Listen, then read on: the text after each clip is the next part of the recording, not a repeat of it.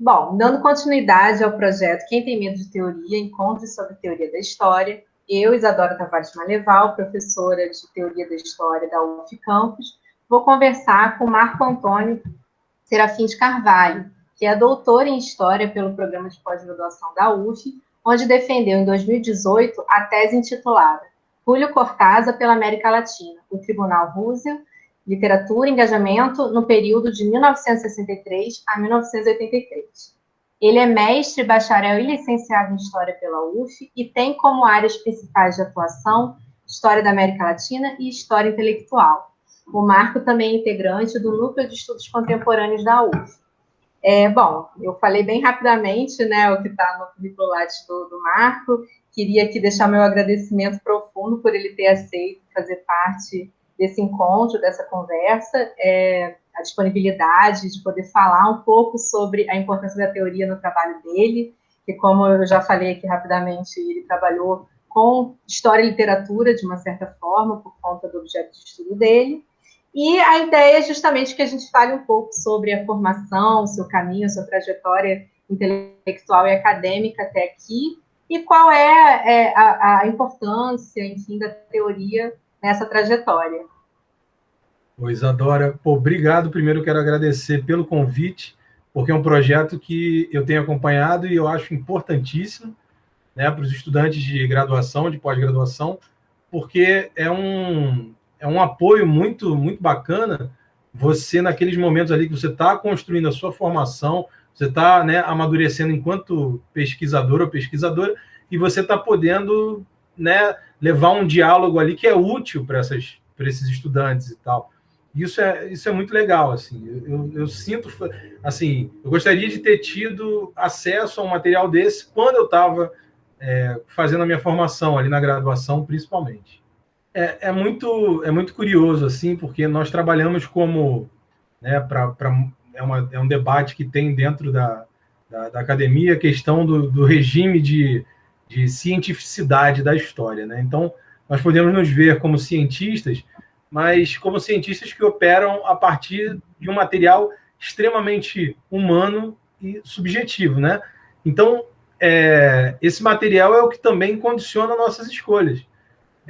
Pensando assim rapidamente sobre, poxa, o que eu escolho para pesquisar, para passar um tempo me dedicando àquilo, para cavar aquilo, para perseguir aquilo, que tema eu escolho? Então, a gente, quando se faz essa pergunta ali, quando a gente está prestes a escrever nosso trabalho de conclusão na graduação, a gente tem que fazer também um mapeamento ali da nossa subjetividade. O que me instiga a querer saber mais sobre, a confrontar as informações sobre aquilo que eu estou pesquisando com a sociedade na qual aquilo dali surgiu. E aí comigo surgiram assim dois campos muito, muito fortes apareceram ali, a música e a literatura. Bom, a música, eu estava com a ideia primeiro de trabalhar com os sambas do Wilson Batista e do Noel Rosa, que tiveram uma rivalidade ali notória no começo do século XX, um atacando o outro. E como eram origens sociais muito, muito distintas, poxa, o Noel Rosa chegou a estudar medicina, era branco, o Wilson Batista era negro, pobre, sambista, era visto como vagabundo, né, pela sociedade na época. Então, assim, eu achei que tinha alguma coisa acontecendo ali que valia a pena investigar. Só que a curiosidade pela música acabou dando passagem para uma curiosidade que era muito maior, que era pela literatura, porque eu tinha acabado de conhecer alguns autores ali que escreviam com uma liberdade que estava me encantando de uma maneira assim fora de série. Por exemplo, eu conheci o Charles Bukowski, achei a narrativa dele fantástica, achei a maneira como ele aparece frente a outros autores mais empolados, a forma como ele lidava com a própria linguagem, né? E o Bukowski acabou me apresentando a um outro escritor, e aí eu vi que tinha aquela sensação que eu falei de tem alguma coisa acontecendo ali. E esse autor foi o John Fante. O John Fante acabou sendo o meu primeiro objeto de estudo enquanto historiador. Então eu decidi escrever a monografia sobre o John Fante e a depressão, os anos da depressão nos Estados Unidos, logo após a crise de 29. Bom, e o que ficava bem claro para mim, na obra do John Fante, era uma sensação de não pertencimento. Ele era um cidadão estadunidense, nascido, crescido nos Estados Unidos, no Colorado, só que ficava muito marcado ali na literatura dele o quanto ele não se sentia parte dos Estados Unidos, do progresso, do self-made man e de toda daqueles valores ali da sociedade americana, como, por exemplo, a gente vê no Grande Gatsby, né? A euforia, o furor ali pelo progresso, pela grana, pelo enriquecimento, o cara que constrói a si mesmo sozinho e tudo mais. E o John Fante, ele era filho de um pedreiro italiano, então a ascendência dele italo-americana deixava... Ele era chamado de carcamano. O primeiro livro de contos do John Fante chama-se Dago Red, que é o nome que se dá a um vinho barato que os descendentes de italianos tomavam nos Estados Unidos. Então, assim, tem várias marcas ali dessa incompatibilidade que ele sentia. E exatamente num romance dele, o Pergunte ao Pó, fala sobre um personagem, o Arturo Bandini, que é um alter ego mais do que verossímil do John Fante, né? E ele se envolve com uma garçonete mexicana que também trazia essa similaridade, essa falta de pertencimento que ele também sentia, que o Arturo Bandini, né, falando um pouco, dando voz aos anseios do próprio autor, o que nem sempre acontece, e eu vou falar disso um pouco mais adiante, o perigo de você acreditar demais nos personagens e na literatura, né, porque é como o canto das sereias, assim, né, e o relacionamento... O historiador é importante, né, por conta dessa coisa da realidade na ficção, né, enfim, acho interessante. Senão... Exatamente, assim, trabalhamos com estatutos diferentes, o ficcionista e o historiador, né? O historiador. Então, assim, é importante a gente ter algumas atenções. Mais para frente eu vou falar sobre essa diferença de estatutos e tudo mais. Bom, então, isso me deu vontade de escrever sobre o que estava acontecendo, sobre o que eu vi que estava acontecendo ali. Só que, nesse momento, a teoria não estava ocupando ainda um espaço para mim. O que importava era eu conhecer bem o meu objeto, né? Conhecer um pouquinho de crítica literária e fundo nos romances, e entender um pouco do que estava acontecendo nos Estados Unidos enquanto condição de produção daqueles romances. Bom, enfim. E aí, quando eu cheguei no mestrado, é que eu percebi, né, o peso da teoria, mas não o peso da teoria, porque quando a gente fala peso, a gente imagina algo que a gente está carregando conosco, um peso que está nas nossas costas. Eu percebi, no caso, no mestrado, o peso da ausência, né? O peso do vazio daquilo.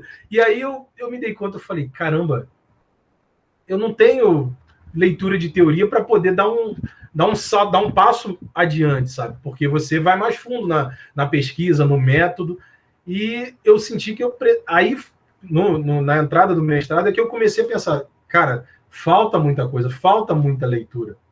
E é um pouco desesperador, porque a gente vive há alguns anos uma sensação de imediatismo, de ansiedade muito grandes. Então, a gente quer resolver as coisas na hora. A gente resolve inúmeros problemas tecnológicos instalando coisas, acessando coisas. Então, assim, no caso de você adquirir conhecimento, você não é nesse ritmo, sabe? É num ritmo mais doloroso, mais lento. E assim, quando você pelo menos percebe o que falta, o que tem de... Nossa, tá me faltando um monte de coisa. Então você começa a correr atrás. Então dá uma sensação de... É um trabalho meio que de Sísifo. Você tá levantando uma pedra enorme, no dia seguinte você tem que levantar outra porque ela vai cair, você tem que ficar fazendo aquilo o dia inteiro.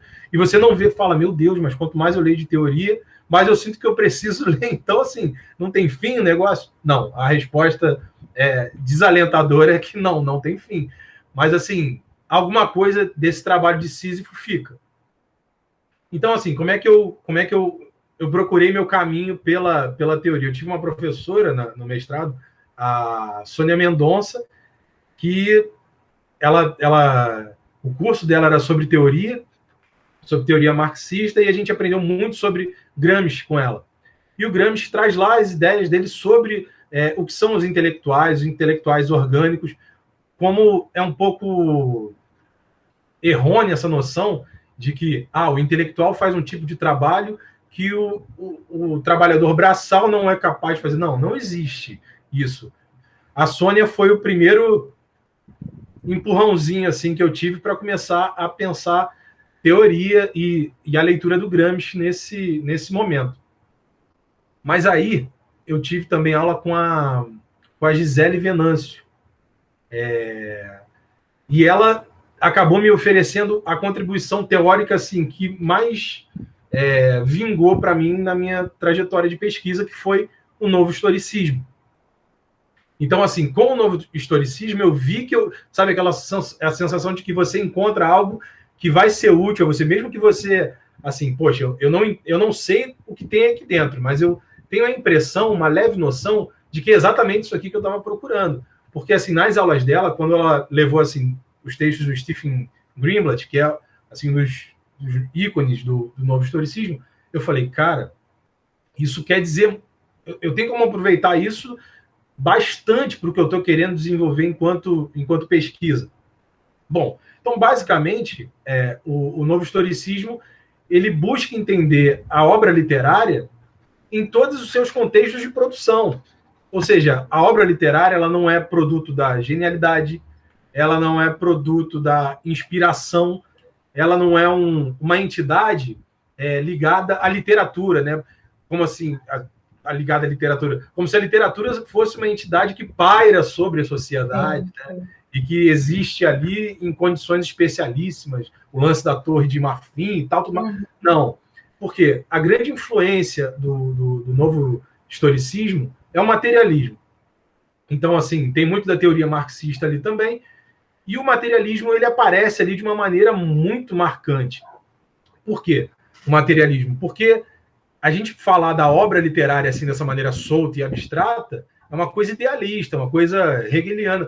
O novo historicismo, não. Ele queria entender a obra literária nas suas condições materiais de produção. O livro é um produto da sociedade de consumo, é um produto que tem uma carga política, é um produto que traz ali uma série de marcas das estruturas sociais dentro das quais ele emerge.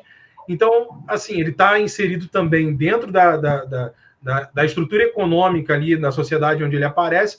Então, o livro tem uma série de nuances, isso falando do livro para poder falar da literatura, né? O livro enquanto suporte físico da literatura, né? Que é a gente trazendo um pouco essa coisa da abstração da literatura, dessa coisa como uma entidade, trazendo para um suporte material, trazendo para uma coisa que tem a ver com a vida concreta, e não exatamente como devaneios idealistas.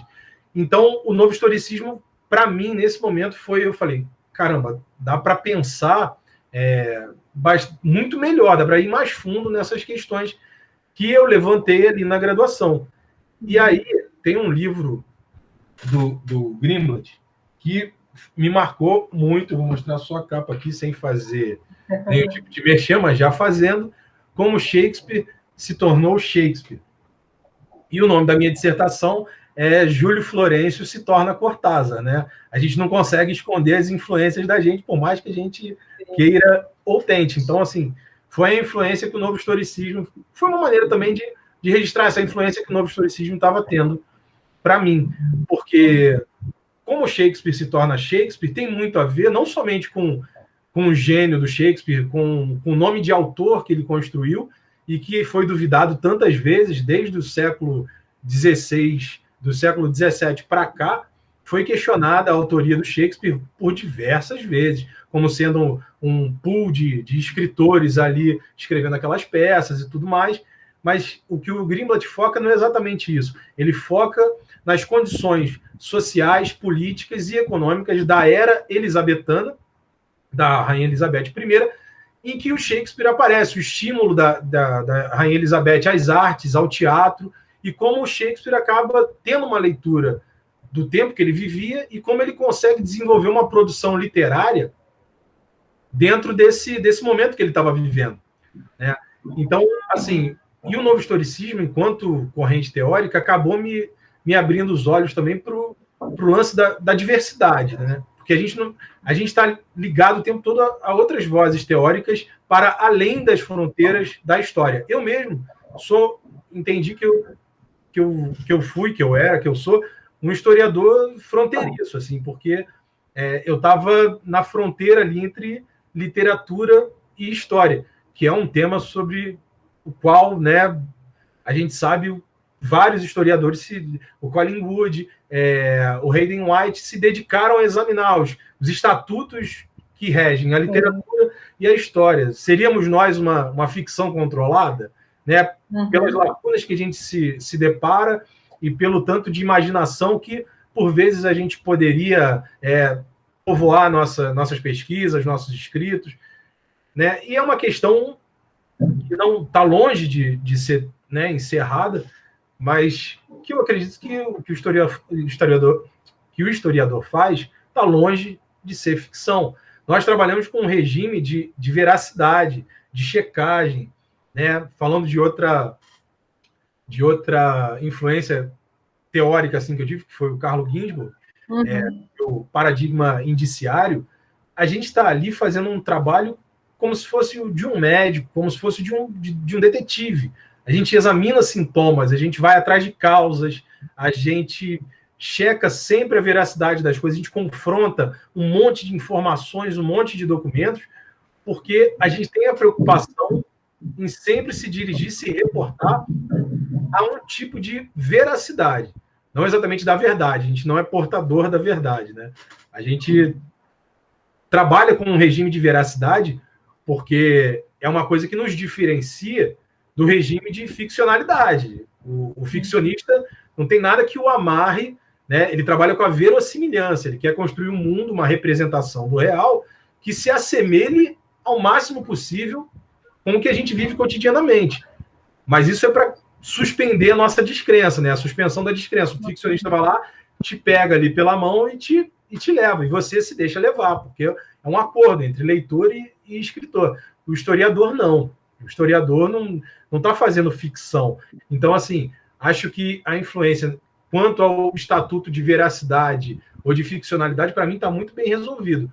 O que o historiador pode se beneficiar assim, da literatura no seu trabalho é na dimensão narrativa. Você, no máximo, beneficia a sua narrativa de artifícios da literatura de ficção. Então, no máximo, o ponto até onde a gente vai, eu acho que é esse. Ponto, né? Enfim, até quando a gente conversou, né, antes sobre a sua participação, eu falei, né, para a gente tocar muito nesse assunto também, né, da relação entre literatura e história, porque é um tema muito debatido entre os teóricos da história, né? Justamente por conta disso tudo que você falou, né? A própria configuração da história como uma disciplina ou como uma ciência, né? Existe também um debate muito grande nesse ponto, né? Se dá nesse afastamento, né, da história para a ficção, né? Como se a gente perseguisse a verdade, e a gente persegue a verdade, né? Ainda que a gente saiba que não existe uma verdade única absoluta, né? E todas aquelas questões, mas a gente persegue essa verdade, como você disse, né? E a ficção não, né? A ficção é completamente livre disso, né? Claro que, como você falou, a gente tem que embarcar nessa viagem que os escritores apresentam para a gente. Então, tem que ter a verossimilhança, a gente tem que comprar a ideia. E a gente compra a ideia porque, de alguma forma, aquilo faz sentido para a gente, no nosso mundo, né? No nosso universo intelectual, da realidade mesmo que a gente vive, tudo isso, né? Só que aí um ponto que você falou, você citou o Ginzburg, né? Eu fiquei pensando, né? Ele tem vários trabalhos. O Paradigma Indiciário é um texto muito clássico, né, que a gente usa. Ele tem também aquele livro Relações de Força, que ele fala muito também sobre a importância da prova, né, para o trabalho do historiador. E ainda assim, ele tem textos e, enfim, comenta sobre questões que eu acho muito interessantes para a gente ampliar esse debate, né, entre história e ficção. Porque, por exemplo, quando ele vai apresentar o livro da Natalie Zemon Davis, não sei se você conhece, O Retorno de Martin Guerre, né? Ele apresentar, ou, enfim, ele faz um texto falando sobre o livro, né? Sobre a pesquisa que ela fez, todo o trabalho que ela teve. E aí ele usa uma expressão que eu acho muito interessante. Ele fala da importância da imaginação histórica. Então, assim, a história não é uma ficção, né? Ou, enfim, ela se utiliza, né, da narrativa, é uma narrativa, então existe uma construção, existe uma subjetividade do autor, né? Existem as lacunas que o historiador tenta preencher, ou não, porque dependendo do trabalho que a gente intencione fazer, tem determinadas questões que ficam de fora mesmo, né? Mas existem lacunas, muitas vezes, que a gente tem que preencher e que a gente só vai preencher a partir da imaginação histórica, né? Que é uma outra coisa, né? Então, não deixa de ter esse caráter imaginativo, né? Como o próprio nome diz, mas é uma imaginação controlada também, né? Como você falou, o Luiz Costa Lima tem um texto também que fala um pouco sobre isso, né? Ficção controlada, enfim. Porque ela se dá dentro de todo um processo, um procedimento, até certo ponto técnico, né? Que a gente faz uso a partir de uma formação, né? Isso a gente pensando no historiador profissional hoje, né? Que tem uma formação em história, né, uma graduação em história, ou mestrado, doutorado em história, já que isso também é o debate, né, da lei, que foi a regulamentação do ofício e tudo isso. Então, assim, é realmente muito interessante essa discussão toda, porque ela remete para vários lugares e para várias questões, né, do que é história, afinal, né? Então, se a história ela é uma ciência, isso significa que a gente tem que deixar de lado todo esse caráter subjetivo que é inerente ao ser humano, ou a gente vai acolher esse lado, né? Mas ainda assim utilizar de procedimentos científicos, né? Porque eu acho que essa também é uma definição que eu acho interessante, né? Que a história é uma narrativa que se utiliza, né, de métodos e de procedimentos científicos para justamente tentar chegar o mais próximo possível dessa verdade, né? Que é uma coisa que o ficcionista não tem, né? Isso, e não é menor, né? Não é uma hierarquia também, né? Os historiadores são melhores do que os romancistas, alguma coisa do tipo. A Tânia até fala isso na primeira conversa que eu tive aqui, né? Ela fala de um curso que ela fez com o Luiz Costa Lima, e que, num determinado momento, percebeu-se que as historiadoras presentes estavam levando muito para esse âmbito do, não, mas a gente trabalha com a realidade, então isso é mais importante. Aí teve toda uma discussão, eu achei super interessante essa história que ela conta. Mas, enfim, é só pensar mesmo como que, quando a gente pensa nessas áreas de fronteira, né, e isso não é só no campo da história, né, se a gente pensar até na questão nacional, isso aparece, né, qualquer área de fronteira, ela abre para uma discussão identitária, né? Do que eu sou em relação ao outro. Né? Então, quando você fala que você está atuando nessas áreas, você se sente um pouco esse intelectual fronteiriço, acho que tem a ver com isso, né? Na verdade, você o tempo todo, assim, você ainda está no campo da história, né? Você se formou historiador, sua tese é em história, você dialoga com a literatura, mas parece que você tem que se justificar muito enquanto historiador também, né? Nesse sentido. Isso é interessante da gente pensar, né? Quanto mais afastado você está, assim, do miolo, né? Do centro da polis ali, parece que mais justificativa você tem que dar, né? Pois porque, assim, as áreas de fronteira também, se a gente parar para pensar, como você disse, concordando, sobre as identidades que povoam ali em maior quantidade as áreas de fronteira, a gente tem que se acostumar a ouvir diversas vozes nessas áreas. Então, assim, foi o que o novo historicismo acabou me trazendo, porque o novo historicismo também bebe muito na fonte da antropologia. Como, por exemplo, o Clifford Geertz, o antropólogo, e o conceito dele de descrição densa, o entendimento de que a cultura pode ser lida como um texto. Ou seja, então, é fundamental, a partir dessa premissa, o tanto que você deve ter de observação com a massa textual, e entender também, enquanto massa textual, não somente o que você vai examinar de obra literária, mas entender também os compromissos públicos e os textos de não ficção, todos os discursos produzidos por aquela pessoa que você está tomando enquanto objeto de estudo, enquanto uma massa textual gigantesca, né, uma descrição densa ali do estado das coisas. Então, assim, isso requer uma observação muito maior. Então, teve uma voz ali da antropologia chegando, isso trouxe um benefício, né? Então, também teve... Porque, assim, você falou, né, a gente falou sobre a subjetividade, sobre as escolhas, sobre a teoria. Se você é um historiador que pesquisa sobre música, você vai tentar entender não somente o objeto da tua pesquisa, mas você vai tentar entender aquela linguagem. Como é que eu posso examinar aquela linguagem? Né? Você tem que compreender o que está dito e o que não está dito ali dentro daquilo, sabe? Então, um historiador que estude música tem que estar familiarizado com uma série de termos técnicos sobre música, sobre crítica musical, enfim.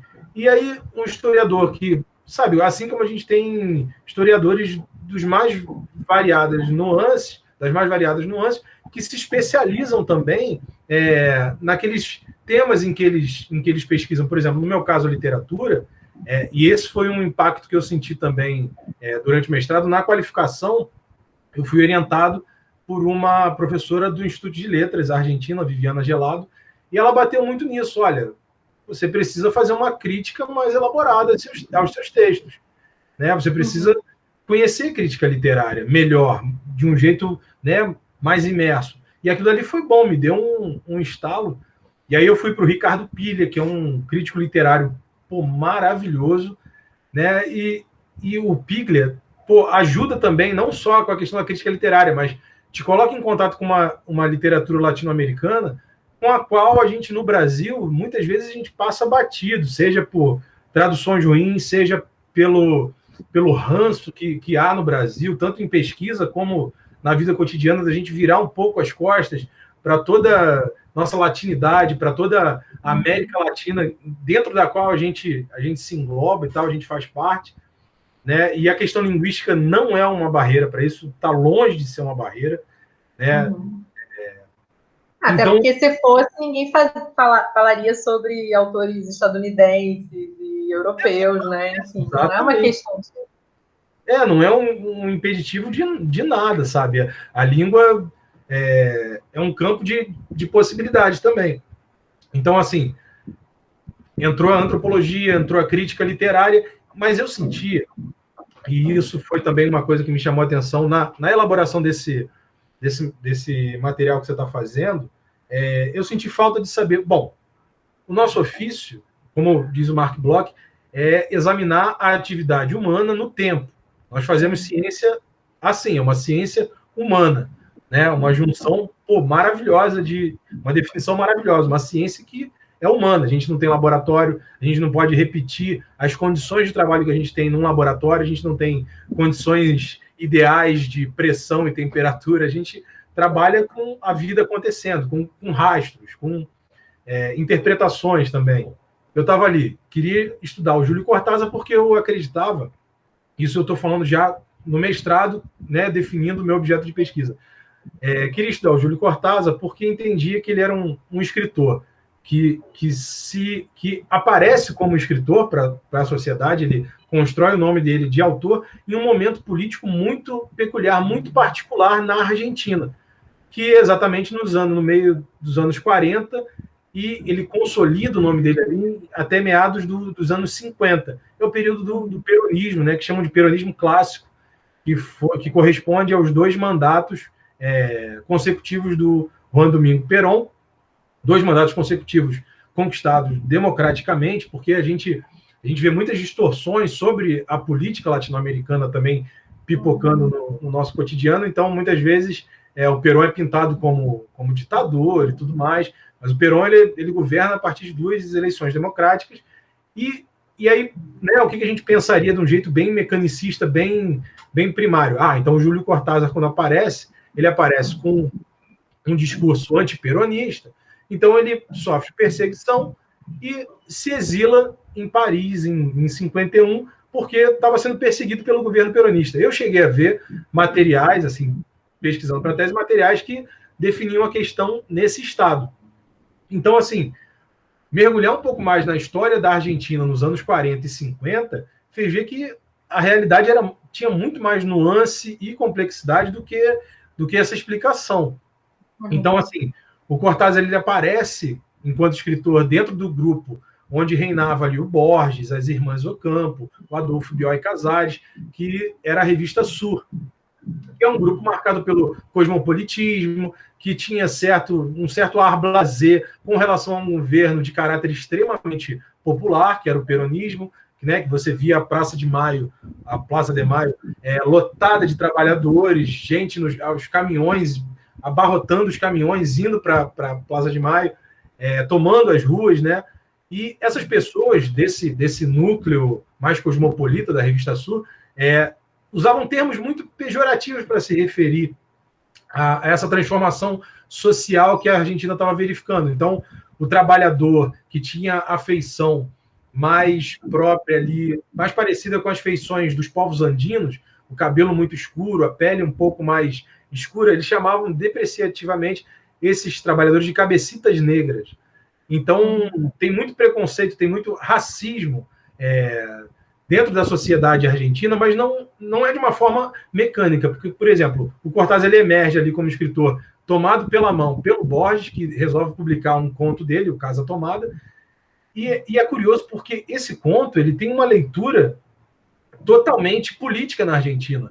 É tido como o conto que fala do peronismo, quando na verdade é um conto que surgiu por causa de um pesadelo, quando o Cortázar era professor em Mendoza e tudo mais. Só que, como é uma casa que vai sendo, é uma casa ocupada por um casal de irmãos que vive de renda, que tem posses, que tem terras, e é um casal de irmãos ali. Então você já vê um símbolo da esterilidade. É um casal de irmãos, ou seja, eles não vai ter um prosseguimento ali da dinastia deles ali, entendeu? Então, você já poderia ler isso como uma burguesia parasitária e estéril ali, né? E você vê a casa sendo tomada aos poucos por barulhos, ou seja, em nenhum momento a casa é objetivamente tomada. Essa aqui, e isso não é dito. Então, os irmãos assustados saem da casa e jogam a chave num bueiro. E aí você fica pensando, tá, mas a casa foi tomada objetivamente, isso é totalmente ambíguo, fica no ar. Então, a casa sendo tomada, foi lido, assim, a leitura política do conto é que a casa foi tomada pelo peronismo. O que levou uma resposta em chave antiperonista também, de empregados de um policial, uma empregada doméstica que tomam a casa de um velho, né, oligarca. É um conto que, em resposta a essa leitura peronista antiperonista do Cortázar, escrito por um autor chamado Hermann Rosemacher. Então, você vê, embora não fosse a intenção do autor em estabelecer ali um conto em chave política, esse conto foi apropriado de maneira política e foi relido, ressignificado, inclusive respondido em chave política. Então, assim, mostra o estado das coisas, assim, do ponto de vista político, na Argentina naquele momento. Então, assim, embora o Cortázar fizesse parte desse núcleo de pessoas cosmopolitas e blasé e avessas àquele regime popular, o Cortázar pega e faz uma resenha extremamente elogiosa a um romance, poxa, mais do que fantástico, que sai na Argentina em 48, que é o Adán Buenos Aires. É uma espécie do Ulisses de Joyce, só que transposto para a realidade da Argentina, do Leopoldo Marechal. E o Leopoldo Marechal era um cara peronista de cabo a rabo, assim, do fio de cabelo até o dedão do pé, o cara era peronista. E o Cortázar faz uma resenha extremamente elogiosa ao Marechal. E aí a direção da revista Sur fica extremamente incomodada também. Então, assim, não existe uma cartilha de coerência, né? A gente vê muito isso também hoje, quando falam, mas e os socialistas de iPhone e tudo mais? Cara, isso é uma cobrança de coerência que não existe. Além de se basear em premissas erradas, esse tipo de coerência não existe. Então, assim... O Bourdieu tem uma expressão, né, que também a gente usa muito, as pessoas não costumam se aprofundar muito porque virou um lugar comum, mas eu acho muito interessante, que é a ideia da ilusão biográfica, né, que é justamente isso. Essa dificuldade, quase que impossibilidade da gente fazer uma biografia de alguém, porque uma biografia pressupõe um sentido, né, e um sentido único, né, então a pessoa nasceu, viveu e morreu dentro de uma linha muito, muito articulada, né? E a história também, durante muito tempo, era vista dessa forma, né? Por causa da filosofia da história, do iluminismo também, como uma narrativa única e coesa, né? Então, essas histórias nacionais todas trazem muito isso. Você tem que articular vários eventos de modo que façam um sentido dentro daquela narrativa. Então, você deixa de lado algumas coisas, você muda, dá o tom, um tom diferenciado para certas questões para poder fazer com que aquilo faça um sentido. E, na verdade, nem a história, nem a vida individual não fazem sentido, né? Todo mundo, a gente tem várias, nós somos seres complexos ao extremo, né? Inclusive, quando você fala essa coisa da apropriação, isso também deve muito à questão da nova história cultural, né? O Chartier, enfim, eu penso muito, a gente usa muito Chartier lá eu com os alunos, com o meu projeto de pesquisa, né? Essa coisa da interpretação que cada um dá para uma obra, né? Então, às vezes, o autor não tem aquela... Ele tem uma intenção, né? Mas aquilo que vão fazer com que ele escreveu está aberto, né? A várias possibilidades, né? Então, isso também é muito interessante. Não sei, eu fiquei pensando nisso, essa questão de como que é difícil a gente realmente... Porque eu acho que a gente está nesse momento também, né? Que você tem que ser uma coisa ou outra, né? O tempo inteiro, né? Isso é como se... Enfim, você tem vários intelectuais que estão aí na mídia, porque é importante falar, né? Sobre os acontecimentos, se posicionar. E aí é muito comum a pessoa fala uma coisa e, não, então vai ser cancelado, né? Então, pronto, falou isso aqui, já não merece mais a minha atenção, porque é como se a pessoa realmente saísse daquilo que se espera dela, né? E esse esperar tem a ver com esse sentido único que é atribuído, né, a uma vida, ou, enfim, a uma história, a uma nação. Isso é muito complicado, né? Isadora, isso aí que você falou é muito bom, porque, assim, uma das coisas que eu tentei fazer aí já na tese era fugir de duas coisas. Um, do canto da sereia, que é a própria narrativa literária, e a outra, essa da ilusão biográfica. O François Doce tem um livro sobre biografia, e tem também o Grafia da Vida, que é uma coletânea de artigos sobre estudos biográficos do professor Benito Schmidt e do Alexandre Avelar, que eu também usei bastante, justamente para não incorrer nos erros. Porque, assim, se a gente pensar nas biografias que são vendidas como produtos de não ficção inseridas ali no mercado editorial como um gênero vendável e que tem que pegar a atenção de um leitor e levar até o final, vai totalmente, né, corresponde ao que você falou sobre a filosofia da história, sobre a atribuição de sentido, a construção de uma trajetória a qual é atribuído um sentido, ou seja, e que é o perigo que eu mais tentei, que eu mais busquei evitar, que é o propósito. A vida não nasce com um propósito. Você pode atribuir um propósito retrospectivamente, e aí que é o que eu acredito que os biógrafos geralmente fazem, porque é muito cômodo, né? Chegar... Tudo que a gente faz retrospectivamente é infalível. As previsões, tudo é infalível. Retrospectivamente, não vai ter algo a te confrontar, né? Lá do passado. Tem aquela expressão, né? O telespectador não, né? O observador privilegiado, né? Nós, historiadores, somos sempre observadores privilegiados. A gente não faz história do tempo presente, pelo menos. Não, total, total. Então, isso do propósito, fulano é um grande artista. Fulano, quando criança, se apresentava na frente dos pais nas festinhas de final de semana. Poxa, que criança que não faz isso, sabe? Onde é que está a particularidade disso, a singularidade disso? Não tem. É uma generalidade.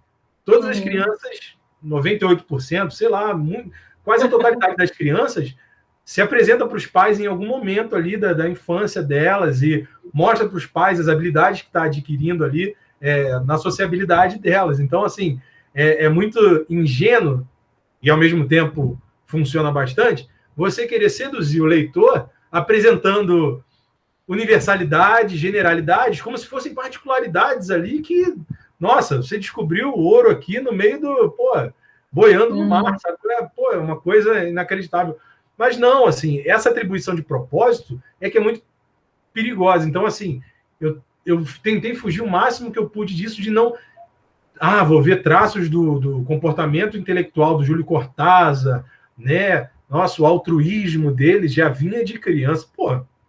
Isso é furada, é uma armadilha, sabe? Mas até porque é uma percepção que foge muito a essa história problematizadora, né? Que é, enfim, a tônica da historiografia contemporânea é entender que o historiador parte de um problema, né, e que investiga, que faz análise crítica, né, que a gente não está aqui para enaltecer ninguém ou nada, né, na verdade a gente está para questionar, refletir, pensar, né, como que aquilo foi produzido, quais os contextos envolvidos, como você falou antes, né, em relação à literatura.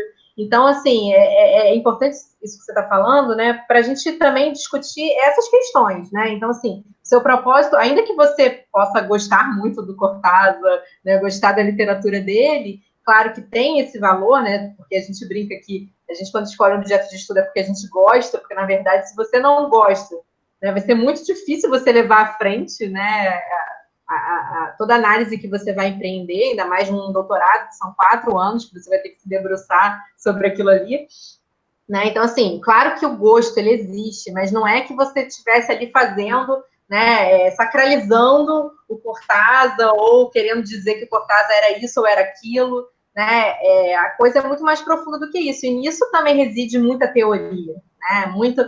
Tudo isso que você está citando é teoria, né? Então, quando você vai ler também, você leu muito da relação da história com a literatura, né, para entender o teu lugar ali como historiador, utilizando a literatura como fonte, e ao mesmo tempo trazendo também alguns debates que são do campo literário, né?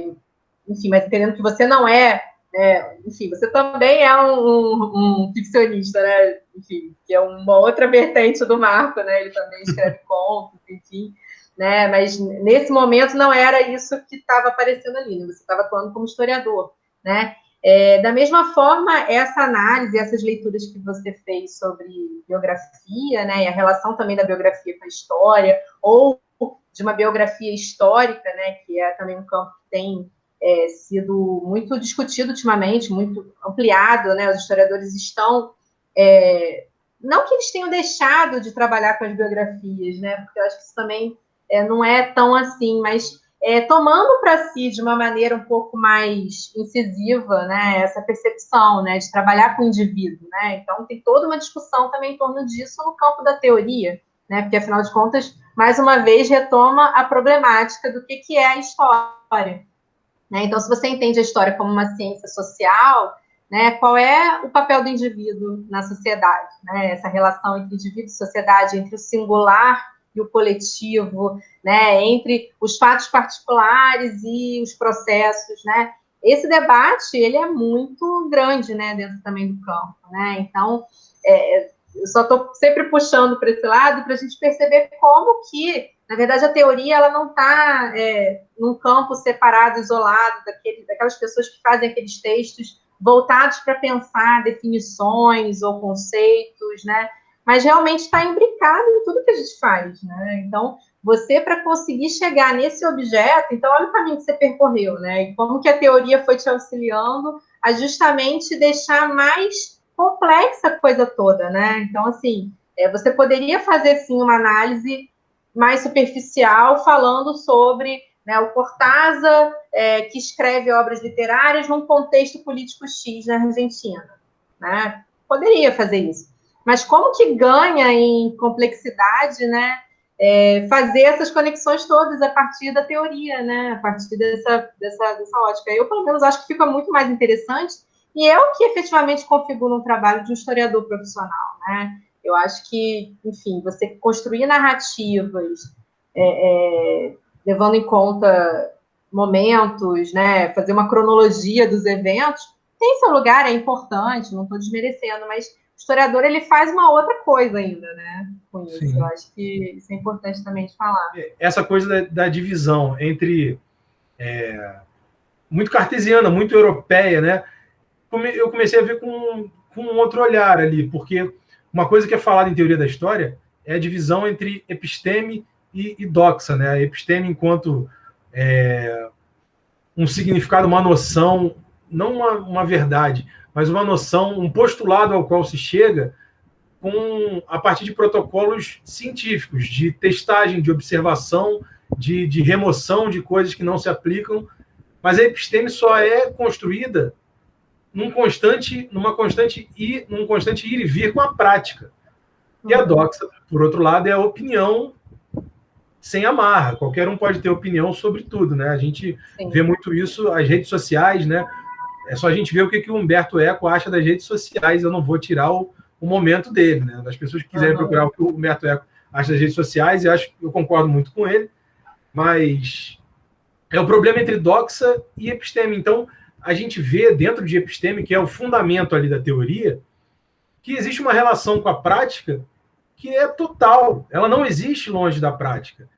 Mas aí eu acho que essa noção de separação, né, essa separação cartesiana, que eu acho bem ruim, bem nociva, é o que acaba afastando o estudante dos textos teóricos. Porque ele vê aquilo tão dissociado, como algo tão dissociado da prática, da vida concreta dele de pesquisador, que ele se afasta daquilo. Pô, o Robert Darnton, que é um dos caras que eu mais gosto, assim, dos textos dele sobre história intelectual, sobre história cultural, um cara que eu admiro, a abordagem dele aos fatos. Ele fala: a vida do historiador tá dentro dos arquivos, os arquivos estão cheios de vida, porque você está ali fuçando, né, como o ogro farejando a carne humana do Mark Bloch. Você está ali buscando vida, buscando o que aconteceu em vida, buscando rastros, sinais o tempo todo. Então é uma coisa que tem muito a ver com a prática, com a vida cotidiana. Então o Darnton também foi importante, no meu caso, para não me deixar intimidar pelo texto teórico, porque existe toda uma aura de intimidação. E teve um professor também que fez parte, deu um curso, junto com a professora Gisele, na época, no mestrado, o professor Renan Silva, da Colômbia.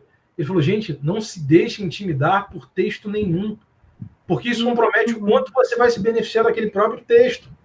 Você já está colocando ele num pedestal ali de inacessibilidade. Pô, não, encara o texto, lê ele, escova ele a contrapelo, como, né, a recomendação do Walter Benjamin de a gente não vai escovar só o acontecimento, só o fato a contrapelo, só o indivíduo, só o objeto a contrapelo, mas os textos teóricos também. E a gente tem que ver, escovando a contrapelo, o quanto eles se reportam à prática, à vida do dia a dia, né? A dimensão social em que eles são produzidos, porque os textos teóricos também têm a sua história, o seu contexto de produção. Não, fala. E eu acho importante também, porque, de novo, qual é a prática do historiador, né? Se a gente for parar para pensar, assim, você está trazendo uma dimensão da vida humana, né?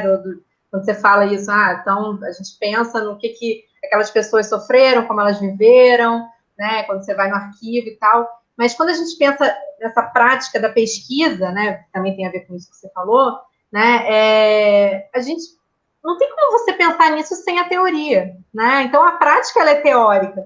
Tanto que a gente tem muita dificuldade quando a gente faz um projeto de pesquisa, justamente em definir teoria e método, né? Porque o método seria o mais próximo de uma prática, e a gente até fala, né? Aplicado às fontes, que é péssimo, né? Porque parece que realmente a gente é um técnico, né? Que vai ali aplicar um método, né? Naquele documento, etc.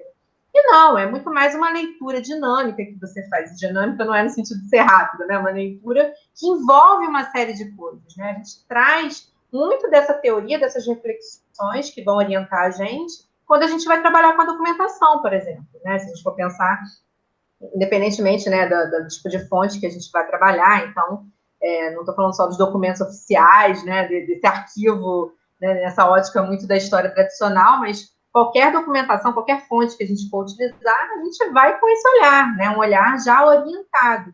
E o que dá essa orientação é a teoria, né? Então, eu acho que tem também muito a ver com isso. Essa separação, eu entendo a necessidade da gente pensar, assim, no método ligado à fonte, né? Então, existem metodologias muito próprias, né, para trabalhar determinados tipos de fontes, mas ainda assim, elas são teóricas, né? Não tem.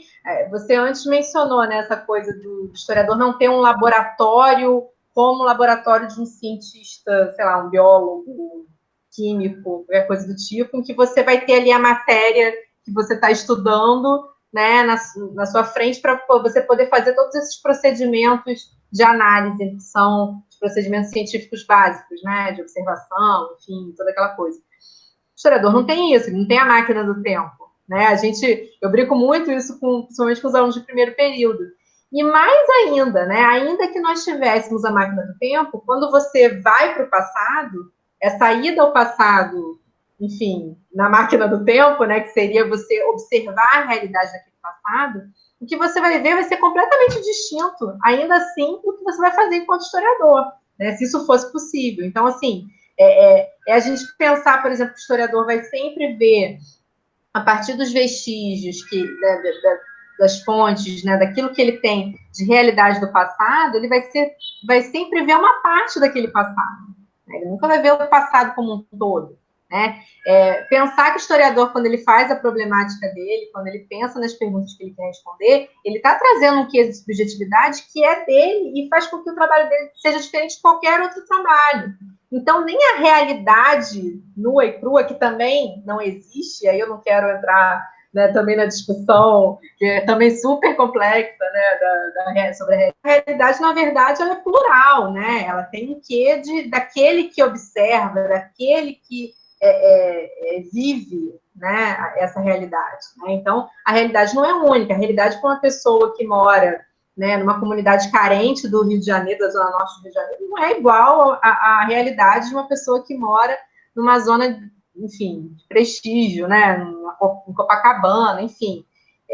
Então, assim, não é por aí também que a gente vai. Se a gente tivesse esse laboratório, se a gente tivesse essa máquina do tempo, não significa também que a história teria fim, né? No sentido de que a gente vai no passado e vai só descrever aquilo que a gente viu.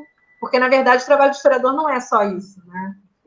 Eu acho que, na verdade, tudo que a gente falou aqui tem um pouco a ver com os principais temas que são trabalhados nesse âmbito da teoria da história, como campo, né, como sub-área, sei lá, da história, como alguns chamam, né, que é justamente tocar no que é a história, o que o historiador faz, como ele faz, né, por que ele faz, qual a legitimidade da história, qual o lugar social do historiador.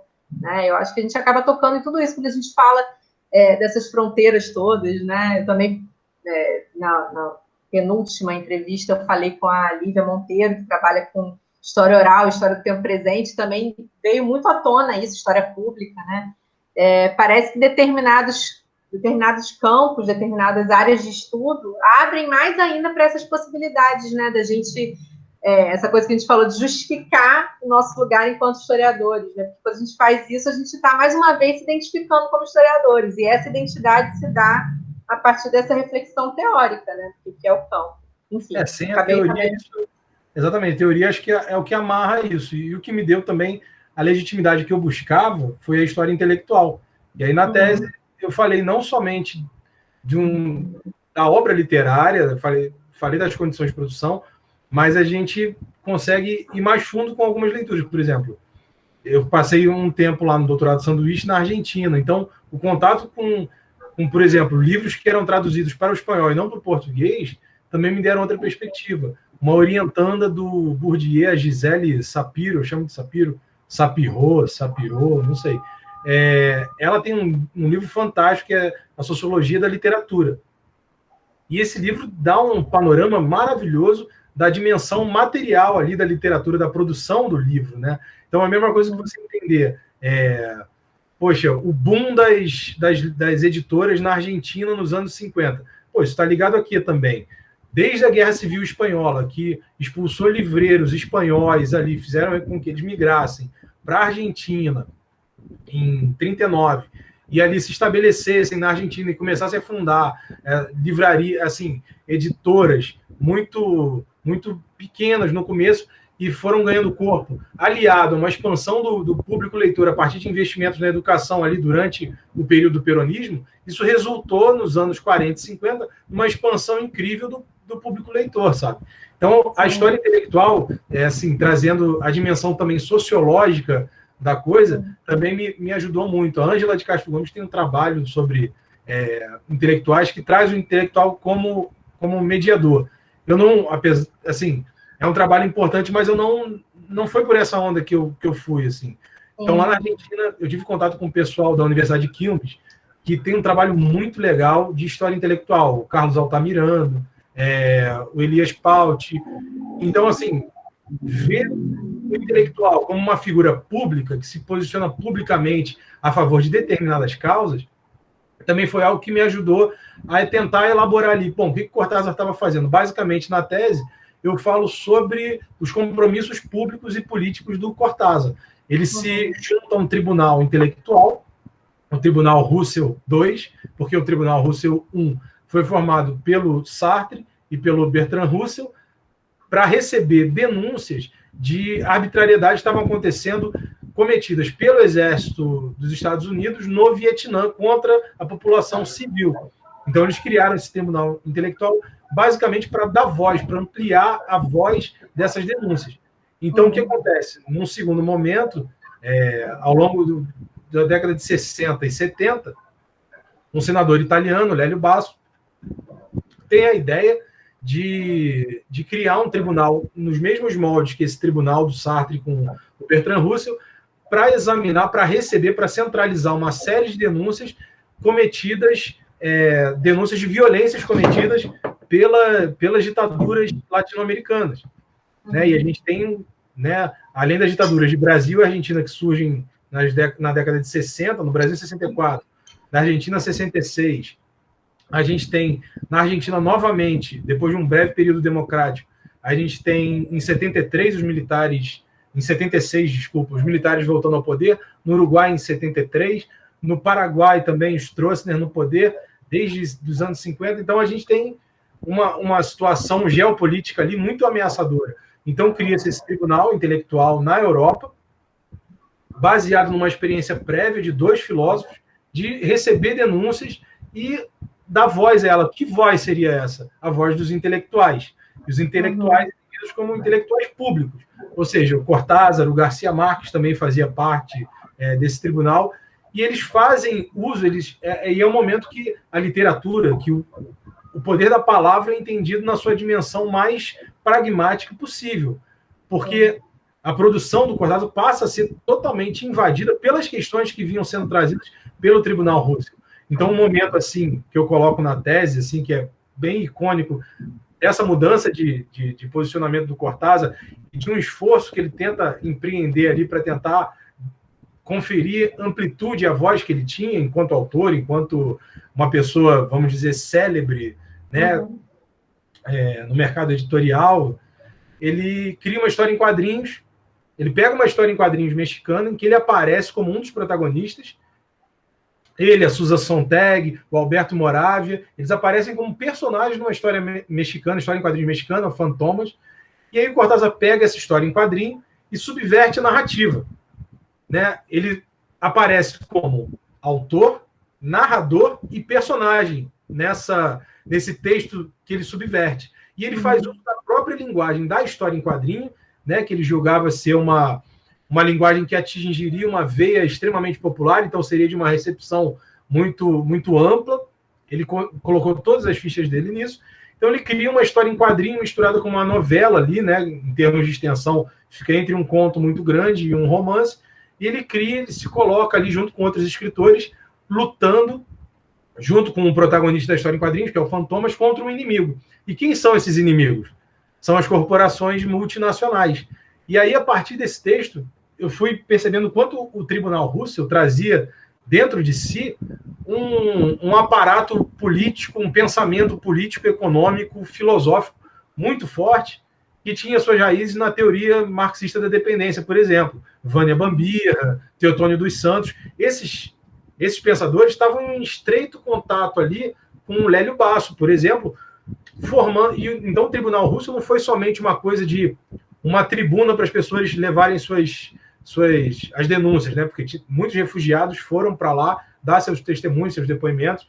Foi também uma forma de interpretar aquele momento que a gente estava vivendo, né?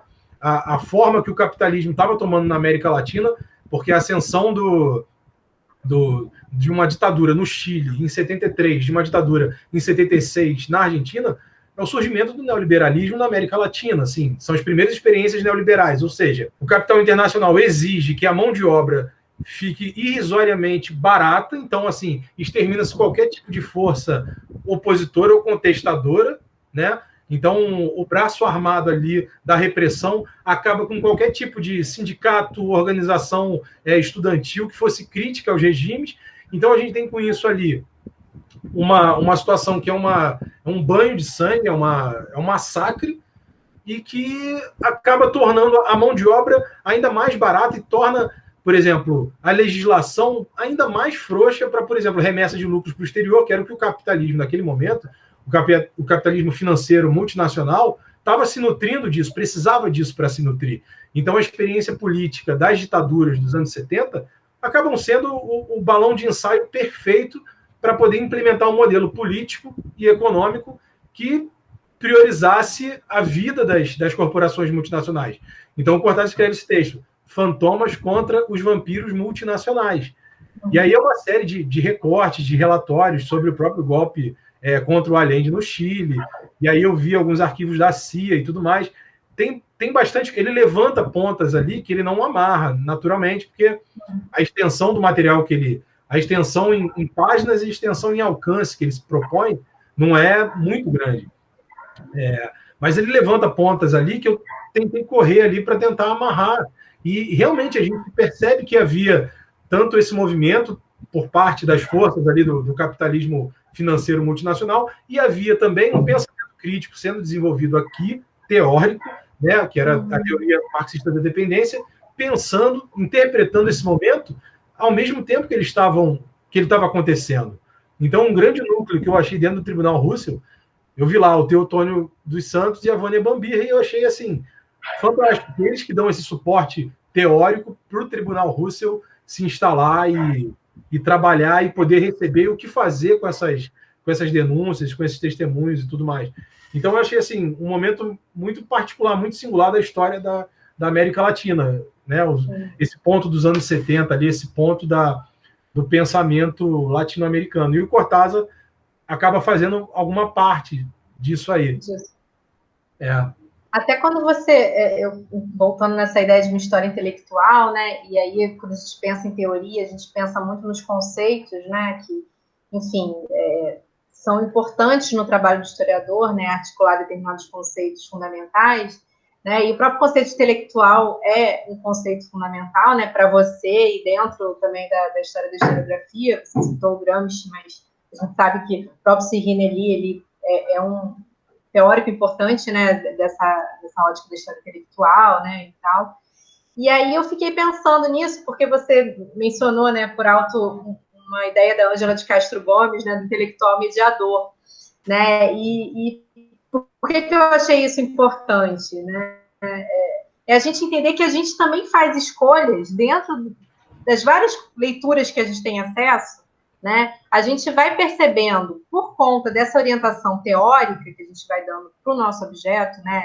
Esse recorte do problema que a gente faz, o que faz mais sentido, né? E o que de alguma maneira, conversa com aquilo que a gente está observando nessa prática, né? Como a gente está colocando, e o que não faz. Então, assim, é claro que não é dizer que a percepção da Ângela de Castro Gomes, ela está errada, né? Completamente.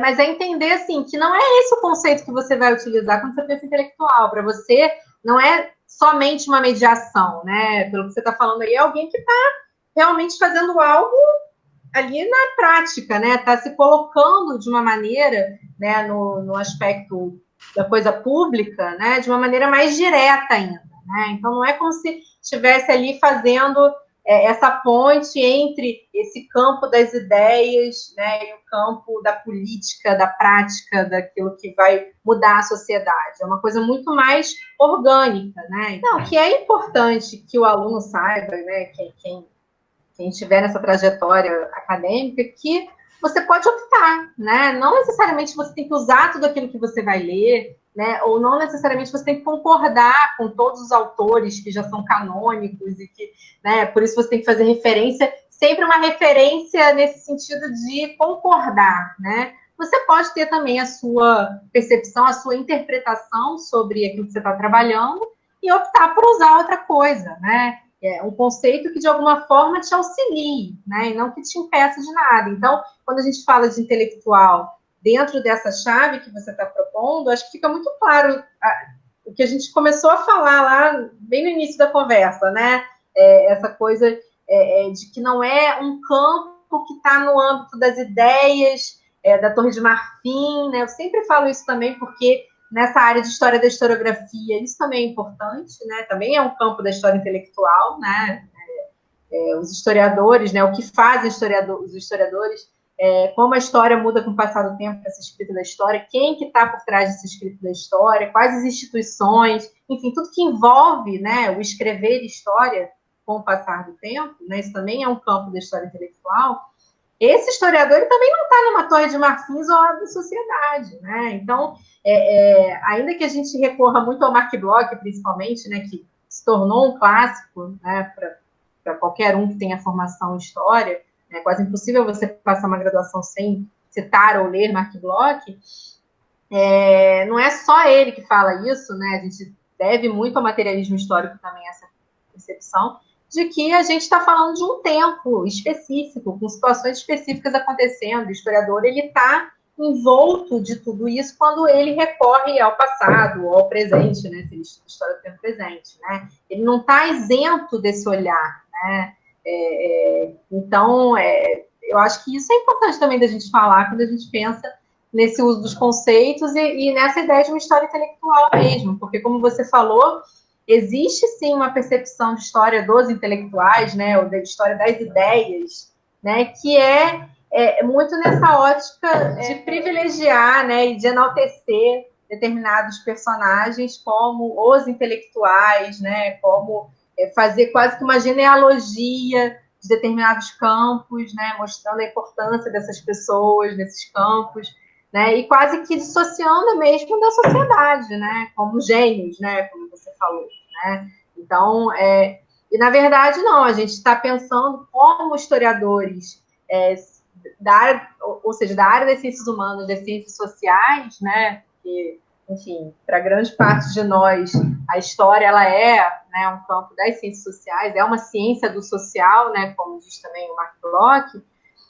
A gente tem que pensar sempre nessa articulação, né, daquele que está, da pessoa que a gente está estudando a partir de um determinado contexto, e também não de uma forma determinista, puramente, né? Então, isso também é muito complexo, né? Senão a gente entra também numa onda de dizer que, então fulano fez isso por causa, né, porque ele fazia parte. Então, assim, entender, né, também tem, esse é um campo muito interessante, né, que também volta à questão da biografia, entender o indivíduo em articulação com a sociedade, mas não apenas como um movimento de mão única, né? Então, é muito mais complexo que isso, né?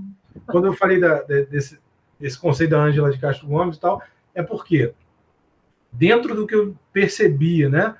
Como exatamente o que você disse, só concordando mesmo, dentro do que eu percebia, que era a trajetória do Cortázar, o que, por exemplo, as noções do Carlos Altamirano, de história intelectual, de intelectual público, me serviriam muito mais, né?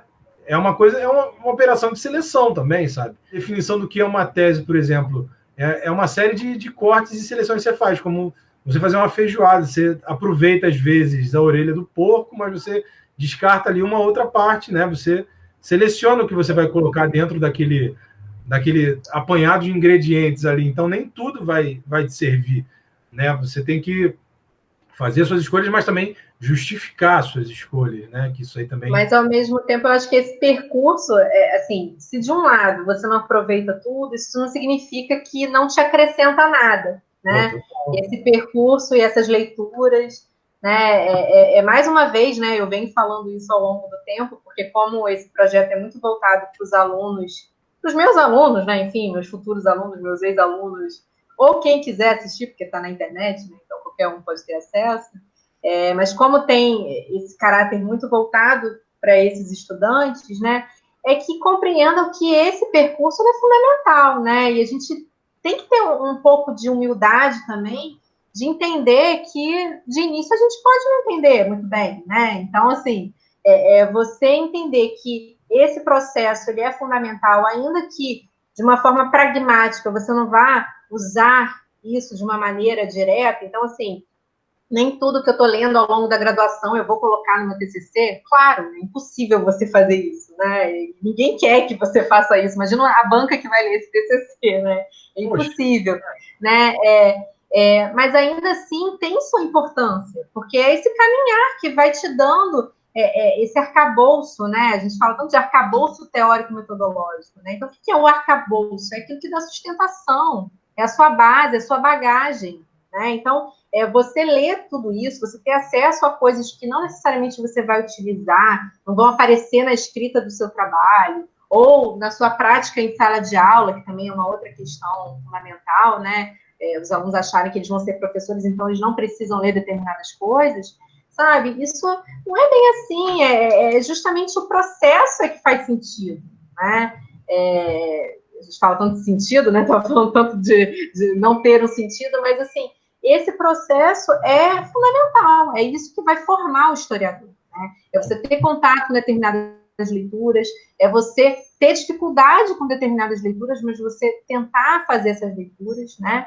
Muitas das vezes, algumas coisas que você leu na graduação, no início da graduação, só vão fazer sentido no final do doutorado, né? E tudo bem. E tudo bem você também não fazer doutorado, tá, gente? Isso também, sim. Aqui eu não estou fazendo a ode à pós-graduação, né? Nada disso, né? Se é do desejo, se é uma possibilidade, ótimo, façam, né? Eu sempre vou estimular o conhecimento, né? A tentativa enfim, de encarar o conhecimento, mas não é isso, né? O que eu estou falando é enquanto etapas mesmo, né? Para quem segue uma trajetória acadêmica. Né? Então, muita coisa não vai fazer sentido mesmo logo de início, mas não quer dizer que você não possa, né, tentar, né, insistir nisso, porque é importante, né? E vai fazer toda a diferença lá na frente mesmo. Nesse ponto, acaba sendo um pouco uma ideia um pouco de sentido aí que a gente está dando para isso tudo. Não é à toa que você tem essas matérias de cunho teórico logo no início da graduação, apesar da complexidade, né? A gente falou, né, que não existe uma separação entre teoria e prática, né? Claro, porque, assim, no âmbito da história, todo mundo trabalha com teoria, né? Quando você dá aula de Brasil-Polônia e você traz aqueles diversos autores que estão, às vezes, falando de um mesmo assunto, né? Escolhem uma temática central, sei lá, escravidão, e aí você tem várias interpretações, isso já mostra para o estudante que, bom, então não é uma verdade única e absoluta, então são construções que são feitas pelo historiador, né? São vertentes, são interpretações, né? Isso também abre para uma discussão do campo teórico, né?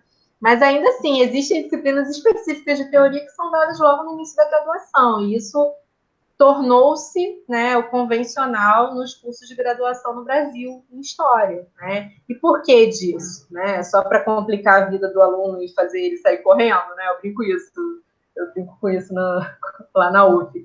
Não, né? É porque realmente a gente entende, ainda faz sentido para a gente que seja dessa forma, né? Esses currículos, que a gente sabe que os currículos também são instrumentos de poder, né? Que envolvem questões políticas, enfim, mas que faz sentido por conta dessa formação, né, que é tão importante em teoria, né, para minimamente a gente questionar. Então, por que você escolheu esse curso? Né? Muitos vêm com uma ideia de história que vai sendo desconstruída com o passar do curso, e muito por conta dessas disciplinas teóricas que ele tem logo no início. Né? E a ideia não é afastar, né, ou não deveria ser afastar o aluno da teoria, mas justamente fazer com que ele reflita um pouquinho mais sobre tudo, né? Sobre a produção historiográfica, sobre o que é história, sobre o que ele vai fazer, então, enquanto historiador, enquanto professor, né? Enquanto professor pesquisador, enfim. É exatamente isso, assim, o entendimento da teoria pelo aluno, sabe? O que você falou contribui total no sentido de quebrar essa aura de paralisia que pode ser transmitida. No começo, lá, quando a gente começou a conversar, eu falei sobre começar a ler teoria como algo parecido com o mito de Sísifo. Todo dia tem uma pedra para você levar ladeira acima, aí aquela pedra vai descer e você, pô, parece chato, pô, parece maçante, parece que você está enxugando gelo, enfim. Pode ser que sim, mas tem um benefício aí que não é exatamente aparente e que não é tão escancarado, mas que é perene, assim, e que é interessante, que é você construir ali, você se beneficiar disso para criar a sua maturidade intelectual de algum jeito, sabe? Porque as leituras que você tem, mesmo as que você falou disso, sobre nem tudo que a gente lê a gente aproveita, mas invariavelmente tudo que a gente lê contribui para a nossa maturidade intelectual.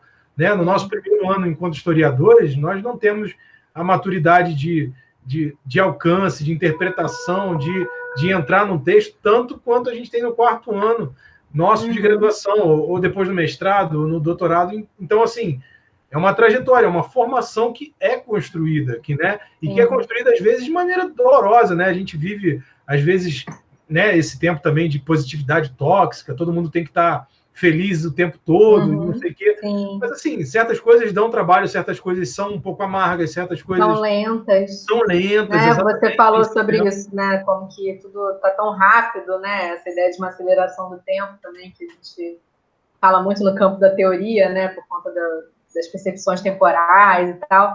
E é muito isso, é muito confortável, né? É tudo muito acessível na mão dele, literalmente, né, com o celular, e aí você vai ali e pega vê de 1 minuto sobre um assunto. Né? A gente está sendo muito confrontado agora, né, enquanto professores, com o YouTube, né? Eu não estou aqui falando mal, né? Não é nesse sentido, mas é o tipo de conhecimento que o aluno às vezes traz para a gente, né? Então, a gente está ali lendo um texto e trazendo várias interpretações e comentando sobre várias questões, e aí, às vezes, uma determinada pessoa que falou no YouTube de uma maneira super didática em 1 minuto sobre aquilo, vence, né, em relação a gente por conta de toda essa complexidade que exige, né? Exige um trabalho, uma concentração, né? Uma paciência que está cada vez mais difícil, né? Então, claro, eu estou falando de um lugar privilegiado de professora universitária, né? Eu sei que para quem trabalha com escola é ainda mais gritante isso, mas eu já percebo essa diferença em relação ao momento que eu comecei a atuar na graduação para agora, né? Sei lá, em 4, 5 anos, mudou muito ainda isso, né? Então, ao ponto de, por exemplo, eu estou dando aula sobre apologia da história, né? Sobre Mark Bloch, e o aluno confrontar, né? Não, mas o Mark Bloch, ele morreu no campo de concentração. Eu falei, não, mas ele não é bem... Não que isso seja importante, não que isso seja o central, entende? Mas ainda assim é uma confrontação, né? Mas onde que você viu isso? Aí me mostrou o canal do YouTube de não sei de quem que falou e tal. E aí eu falei, pois é, né? Mas são outros lugares, né? Enfim, é outra discussão, mas eu acho importante. Não, mas acho pertinente também, pensar porque sobre isso. é como na Grécia Antiga, os filósofos e os sofistas. Os sofistas era pura manejo de retórica. Não era uma coisa que as premissas faziam sentido e tal, fundamentadas e tudo mais. Então, assim, a gente vê muito isso, o discurso muito sedutor daquilo que é raso, daquilo que é imediato, que é fácil, que é... Então, assim, isso, o estado das coisas hoje impõe também desafios para o historiador, né, do nosso tempo, assim, da gente se posicionar, da gente não fugir do nosso compromisso público também, sabe? A necessidade do nosso posicionamento. Pois é importante atuar, né? Mas como que você vai atuar, né? Então a gente já tem assim obras de divulgação histórica, né? Essa questão que é trazida muito pela história pública, né? De uma maneira super responsável, né? Grande parte das vezes, né? É outra coisa, né? Então assim, não é dizer que o historiador não possa atuar nesses campos, né? Mas é justamente como ele vai atuar, né? E sabendo que vai ser diferente de talvez uma pessoa que não tenha essa formação ou que esteja com outros objetivos em mente e que vai ali dar uma pílula de sabedoria em 1 minuto, né? E aquilo vai parecer, olha que loucura, né? Vai parecer mais legítimo, né? Enquanto conhecimento do que uma produção que é feita na sala de aula, porque quando a gente dá aula a gente produz algo, né? Com alguém, né? Que, enfim, em teoria está ali, né, a partir também de todo esse processo, não é dizer que eu sou melhor do que ninguém porque eu estou dando aula na universidade, mas é entender que eu estou ali depois também de toda uma trajetória, né? E, enfim, trazendo uma discussão muito mais complexa. Então, assim, isso também a gente tem discutido muito no campo da teoria da história, né? Esses lugares. Então, assim, a legitimidade do historiador e os pesos que são atribuídos com o advento da internet, né? Como se coloca, parece uma coisa super idosa. Então, assim, isso a gente também tem que pensar, tem que parar para pensar. Então, quem legitimamente pode falar sobre história, né? E acho que deu para entender bem, né, os aspectos teóricos no seu trabalho, né, os conceitos que você mobilizou de alguma forma, né? Até o medo da teoria, né, que você tinha um pouco e você percebeu, né, que a gente também teve essas conversas antes desse encontro e você percebeu quanto de teoria você tinha, né? Que assustador, também... sim. Mas isso é interessante, né? Quando a teoria ela faz tanto sentido e ela é tão imbricada no trabalho que a gente exerce, isso que é o legal, né? Isso que eu acho que é o importante mesmo, que você não percebe o tanto de teoria que tem no seu trabalho, né? A gente coloca como coisas tão separadas, mas na verdade a teoria, enquanto essa orientação da reflexão, né, do historiador, ela está unida o tempo inteiro, né, naquilo que a gente faz. Eu acho que isso ficou bem claro aqui, quando você faz essas buscas, até para... Quer dizer, você sente essa necessidade, essa lacuna, e você quer buscar alguma coisa que vá te atender, né, vai responder um pouco melhor a isso, vai orientar melhor a sua reflexão. Eu acho que isso é a teoria, né? Então... Não, total. E assim, a teoria eu acho que ela é assustadora ao fim e ao cabo porque ela é importante.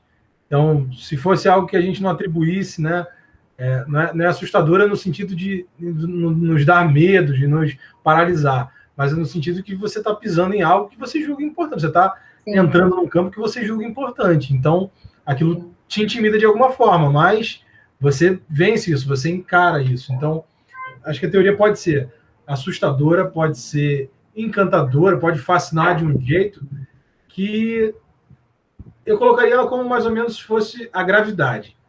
A gente não vê a gravidade, a gente não recebe nenhum sinal externo da gravidade, mas tudo que a gente faz passa pela gravidade. Nosso pé está no chão, as coisas caem, toda a nossa física, né? Enfim, a gravidade dita nossos rumos.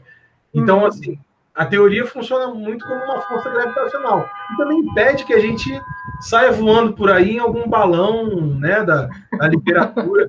Uma outra coisa, para o estudante que quer começar a estudar história e literatura, leia o Terry Eagleton, que é um crítico literário inglês, que tem textos cheios de humor, cheios de... Ele traz bastante o acesso à teoria de maneira bastante convidativa. Eu acho que é um autor que ajuda, né? Facilita, te possibilita entrar nesse campo de uma maneira menos paralisante, menos, né, menos terrível, menos intimidadora, sabe? Então, é isso. Para mim, a teoria é a gravidade que eu sempre precisei ali para não deixar de ter a mente nas nuvens, né, na ficção, e não descuidar de ter os pés na terra também, né? Porque o materialismo, a materialidade da terra, de estar com os pés sobre a terra, é que dá sentido às coisas que a gente escreve, que a gente pesquisa e que a gente faz também. Perfeito, Marco. Gostei muito dessa sua definição. Acho que resumiu bastante o que a gente discutiu hoje, né? Eu agradeço muito a sua presença, né? Lembrando que eu sempre disponibilizo, né, esses encontros, essas conversas no canal do Laboratório de História Regional e Patrimônio, a cada 15 dias. Vão ser 10 conversas, né? Até agora eu já disponibilizei 7, né, com historiadores e historiadoras com especialidades completamente distintas, justamente para mostrar, né, a importância da teoria em qualquer trabalho de historiador, né? E fica aqui o convite para as pessoas acessarem, verem, comentarem, divulgarem, né? E, mais uma vez, eu agradeço o Marco por ser um dos meus convidados especiais. Poxa, eu que agradeço aí a lembrança, o convite e a ideia também de você implementar um projeto trabalhoso que pega um tema que é bastante espinhoso, é difícil. Então, assim, os temas difíceis, né? Ninguém quer se aproximar dos temas difíceis. Você teve muita coragem em escolher esse tema e trazer ele à tona. Então, assim, é bastante louvável, tá? Muitos parabéns você ter trazido esse tema para debate. E eu fico feliz de você ter lembrado de mim, ter me convidado para participar. Fico feliz demais de a gente ter tido essa oportunidade de diálogo, ainda mais dentro desse campo de estudo aí, dentro da história, que é um pouco difícil, espinhoso, né?